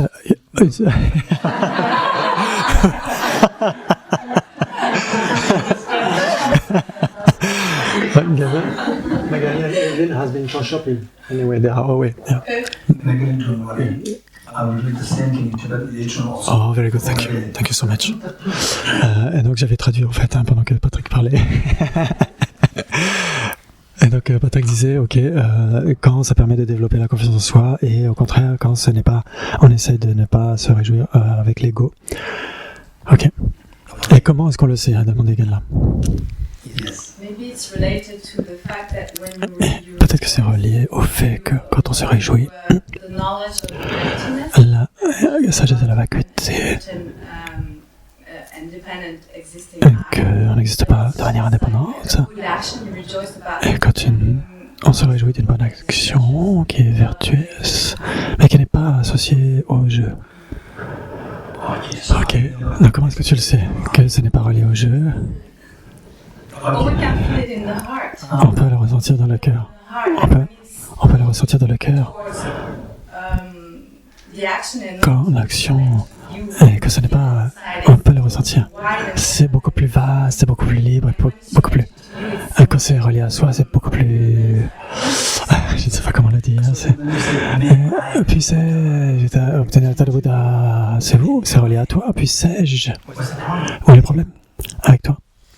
because if you become a Buddha, it's Parce que si on devient un Bouddha, c'est pour le bien de tous les êtres. En effet, c'est ce que j'ai dit. Comment pour le relier à... Ce n'est pas le problème que ce soit lié à toi.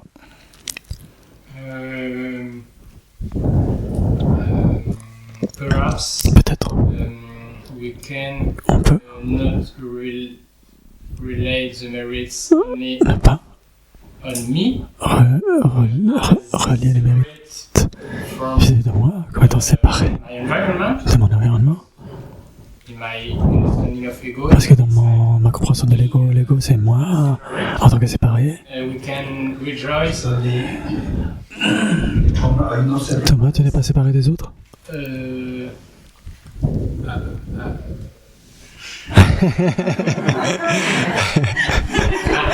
Exist separately. Je ne peux pas exister séparément. Exist separately from her. Are you here? Est-ce que tu es là ou ici? I am here. Je suis ici. Ok. Et où sont les autres? Ils ne sont pas assis à ta place. Et donc ils sont séparés. You exist separately. Tu existes séparément des autres. But yes, okay. Oui, ok. But ego incurs that feeling Mais l'ego développe cette sensation d'exister de manière séparée, It's independently. de manière indépendante, independent. de manière indépendante et séparée. So Et donc, So I feel so ego is feeling l'ego existing c'est independent. se sentir comme existant indépendamment.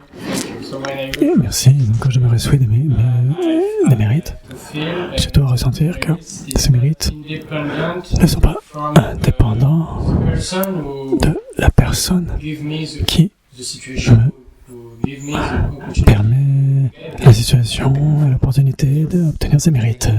Très bien, magnifique, je suis d'accord avec toi, merci beaucoup. Et donc ce qu'il dit, c'est que c'est cette sensation quand on se réjouit, et il peut y avoir deux types. Se réjouir, mixing with mais qui est mêlé avec l'égocentrisme. Ah oui, j'ai fait quelque chose de génial. Et donc là, comme a dit Thomas, l'ego peut être boosté. Et à ce moment-là, quand ça arrive, c'est l'attitude égocentrique. rejoicing is Alors quand on se réjouit en cela, on se dit « Oh, j'ai un potentiel immense, je peux aider tellement de gens. so they are » Et là, rejoicing is en se réjouissant de cela, on est inspiré à bénéficier aux autres. Ça, c'est l'effet qui permet de booster cette réjouissance. Ça, c'est le fait de se réjouir de manière authentique, qui n'est pas motivé par l'égocentrisme. Et donc, quand vous vous sentez plus énergisé pour aider les autres, et quand vous voyez les autres, vous vous sentez plus proche. C'est le fait de se réjouir, dans le fait d'être dans le service d'autrui. Et quand vous avez fait quelque chose et vous dites aux autres, vous sentez, il y a une forme subtile qui dit, ok, toi tu l'as, moi j'ai fait cela, vous ne l'avez pas fait. Quelque chose comme ça, c'est l'égocentrisme qui doit être éliminé ou découragé. Ok, bien. Et donc je vais lire les 8 strophes de l'entraînement de l'esprit en tibétain parce que la requête de Acharya Kesarana et Gombola et Konsala, et pour d'autres personnes, parce que c'est originellement écrit en tibétain. Et donc c'est bien aussi, c'est très auspicieux d'écouter ce que ce grand enseignant que j'ai, Langri Tamba, a écrit lui-même. Donc on va renforcer la visualisation du Bouddha et des Bodhisattvas dans l'espace en face de vous, en particulier le très vénérable Geshe Langri Tamba dans l'espace en face de vous. Et donc il est tellement heureux de voir que ces enseignements sur la compassion qui sont discutés ici au centre Kalachakra sont extrêmement merveilleux dans ce centre merveilleux de Kalachakra Centre. Et donc vous avez tout autour de vous tous les êtres, nos chères mères.